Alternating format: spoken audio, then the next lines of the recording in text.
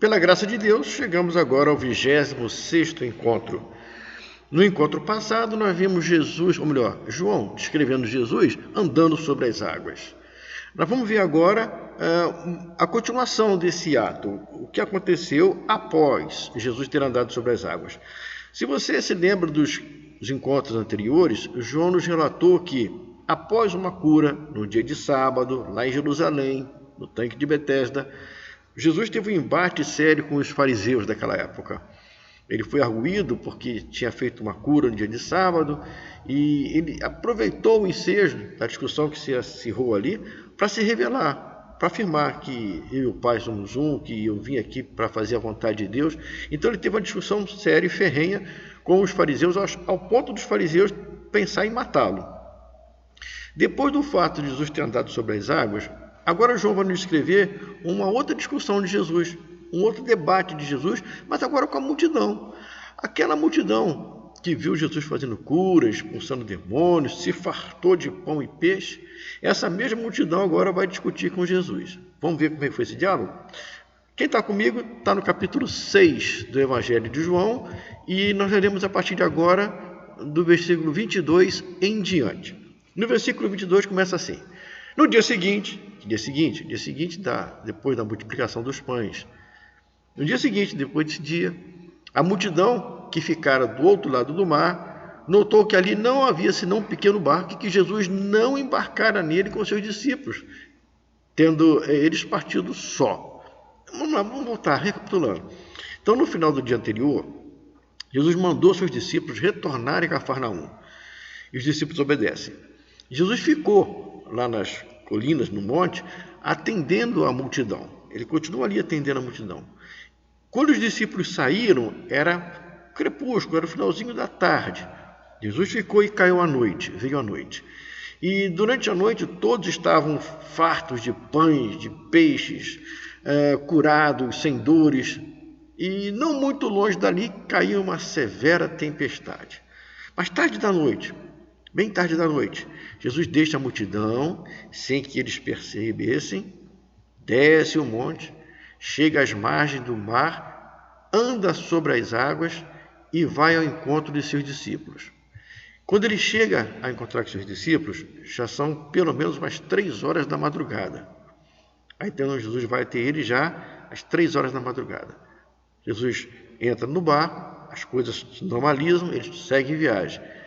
Eu acredito que quando estava amanhecendo o dia, Jesus estava chegando já em Cafarnaum, enquanto a multidão agora começa a acordar lá no monte e eles vão perceber que Jesus não estava mais lá.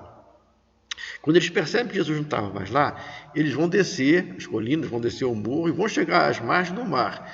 E quando chegam às margens do mar, eles encontram apenas um barco lá. E esse barco é possivelmente o barco que Jesus utilizaria para ir ao encontro dos seus discípulos.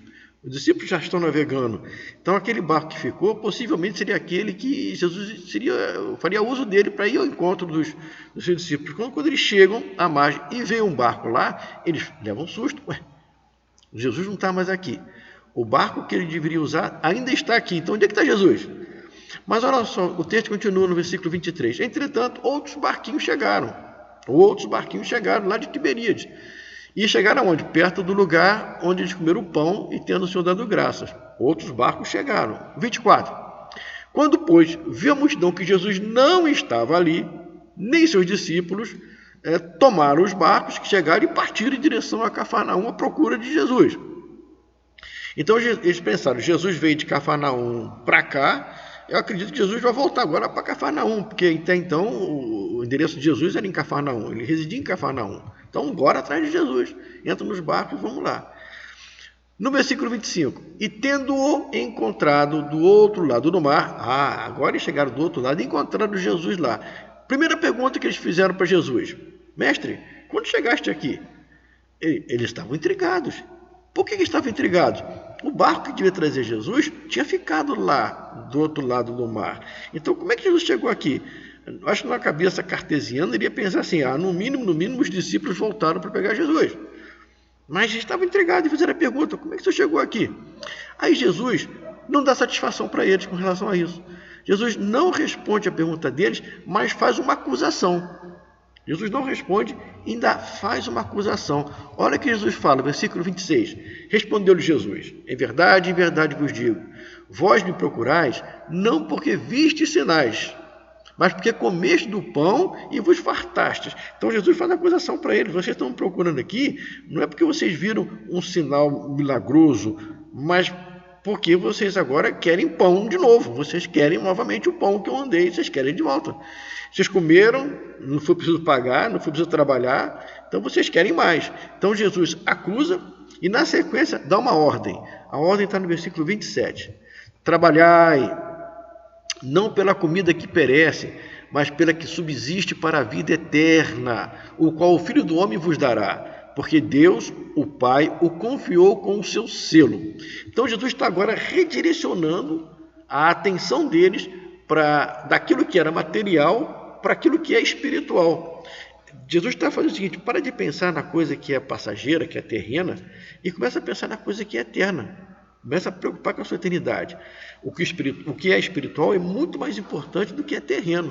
Vocês estão buscando as coisas terrenas, pão, cura, mas puxa as coisas da eternidade. Isso é o que importa para você.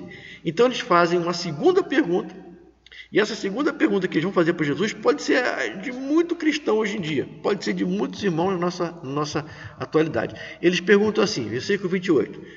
Dirigiram-se, pois, a Jesus, perguntando: que faremos para realizar as obras de Deus? Então eles querem saber como é que eles fazem para realizar a obra de Deus.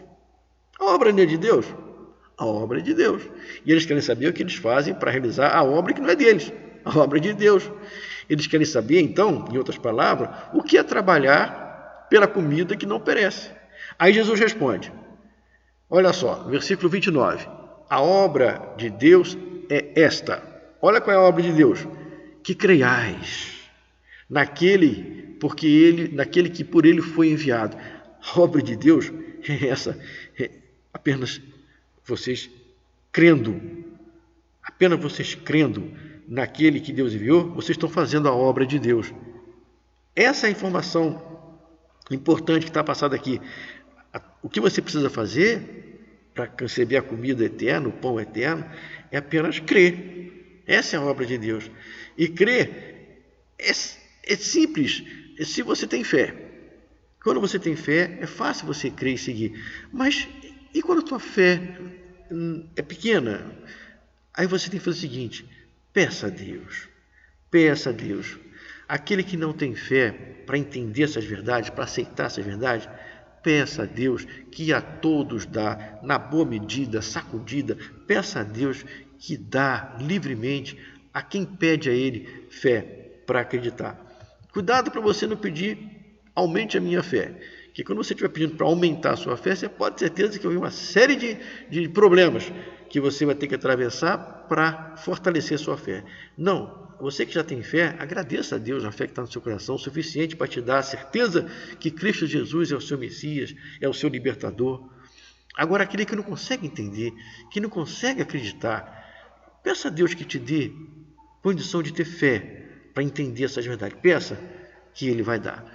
Ele já deu uma dica para a gente, que a fé vem pelo ouvir e ouvir da palavra de Deus. Então, primeira dica, vai ouvir da palavra de Deus.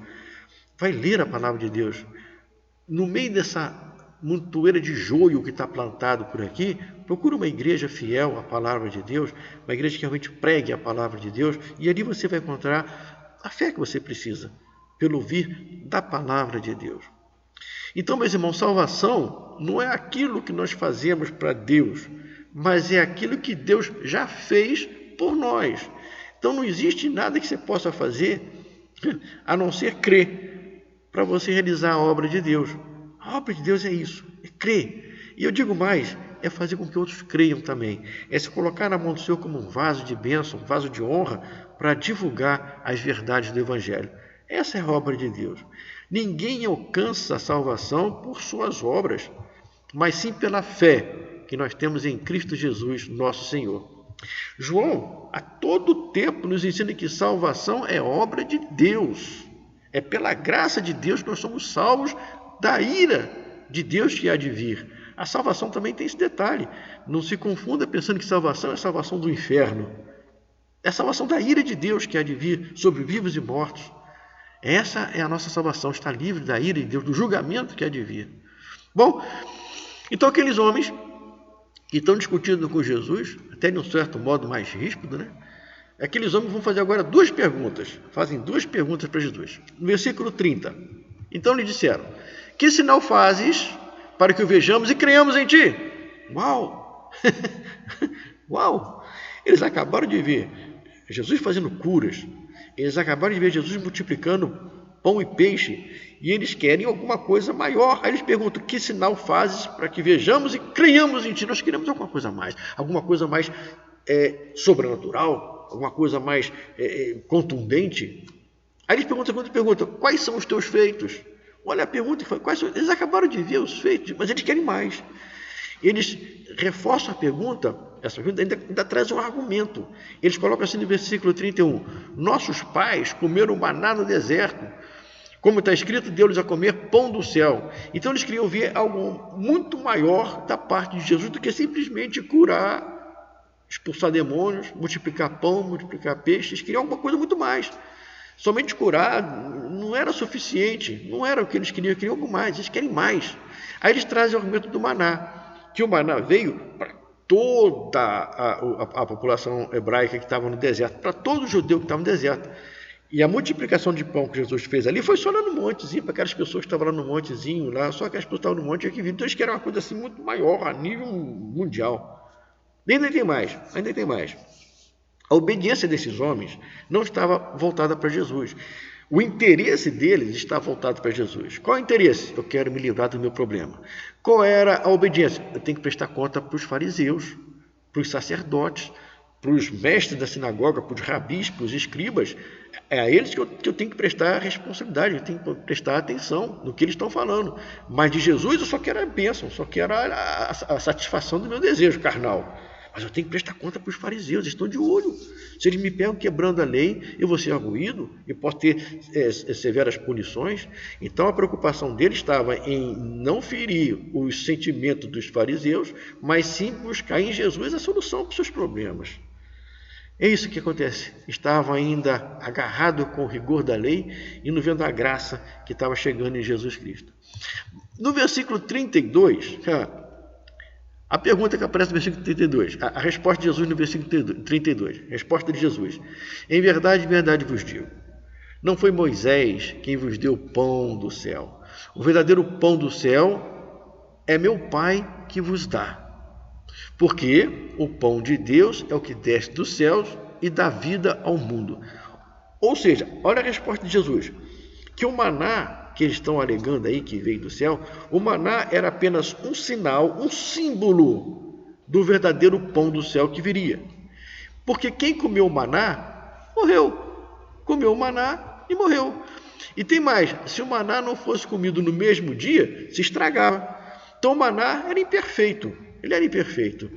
Quem comia o maná morria, e o próprio maná, se você não consumisse no mesmo dia, o próprio maná se estragava. Então ele era imperfeito.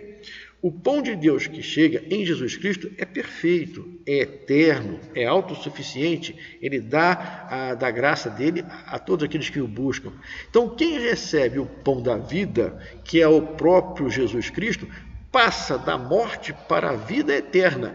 Esse é o pão da vida, o pão que tira o pecador do mar, da escuridão, das trevas e leva esse pecador para uma vida eterna ao lado de Jesus. Mas eles não entenderam, gente. Eles não entenderam, eles não conseguem entender, eles querem uma coisa maior. Aí versículo 34. Então eles disseram: Senhor, dá-nos sempre desse pão. É tudo que eu preciso, é esse pão. Porque esse pão vai me alimentar e eu não preciso nem passar por os dissabores que eu passo, de trabalhar sol a pino, de ter que pagar tributos para romanos. Então me dá desse pão, eu quero desse pão. Então Jesus nem escuta isso que eles falam, acho que perdoa essa pergunta que eles fizeram e se declara totalmente, se abre totalmente para eles e faz uma promessa. Olha o que Jesus fala, versículo 35. Declarou-lhe, pois, Jesus: eu sou o pão da vida. E quem vem a mim jamais terá fome, e o que vem a mim jamais terá sede. Aí, depois de Jesus se declarar para eles que eu sou o pão da vida, ele faz uma série de advertências.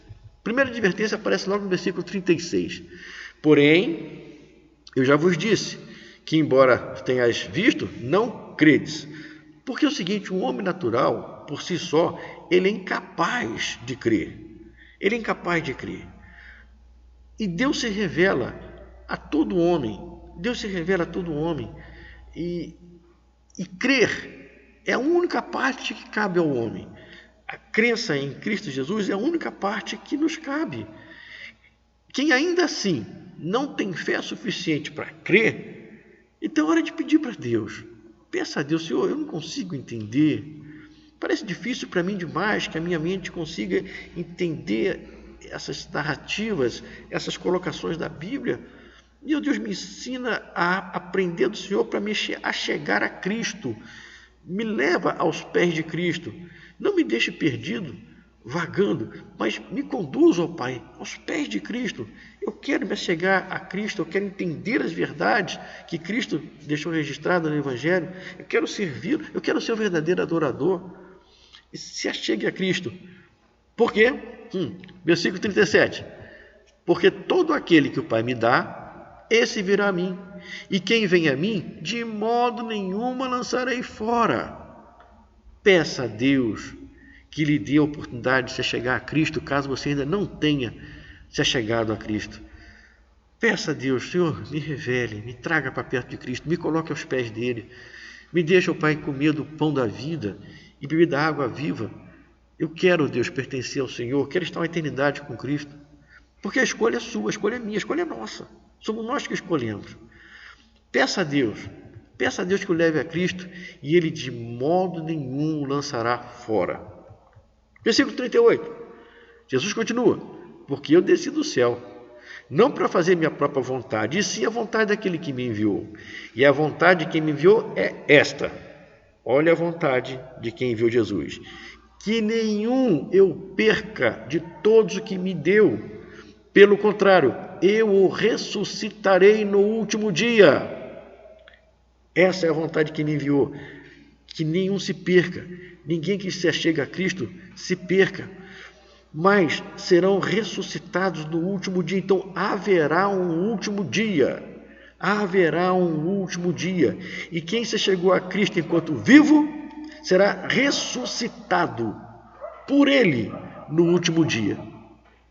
Versículo 40, para terminar, de fato, a vontade de meu Pai é que todo homem que vir o Filho de Deus e nele crê, tenha vida eterna, e eu o ressuscitarei no último dia. Todo homem que vir a Cristo e nele crer, tenha vida eterna.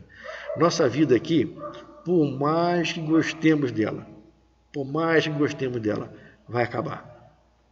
Hoje ou amanhã, estaremos mortos. Isso é uma realidade que nós não temos como fugir. Não temos forma de fugir. Querendo ou não querendo, nós morreremos. Agora pensa comigo o que deve ser ressuscitado por Cristo no último dia para uma eternidade ao seu lado. Pensa comigo o que deve ser livre da ira de Deus que há de vir. Pensa comigo se vale ou não vale a pena se achegar a Cristo. Se você ainda não tem a fé suficiente para crer nessa verdade, pede a Deus que a todos dá. Peça ao Senhor e Ele revela, Ele mostra, Ele te traz para os pés do Senhor, se você ainda não veio. E faça valer o sacrifício do Calvário. Faça valer o sacrifício de Cristo. E assim, juntos, no último dia, seremos ressuscitados por Ele para uma vida eterna junto ao Pai. Quer coisa melhor do que isso? Se tem, eu acho que não existe não, tá bom? Fiquemos todos com o Senhor e até breve.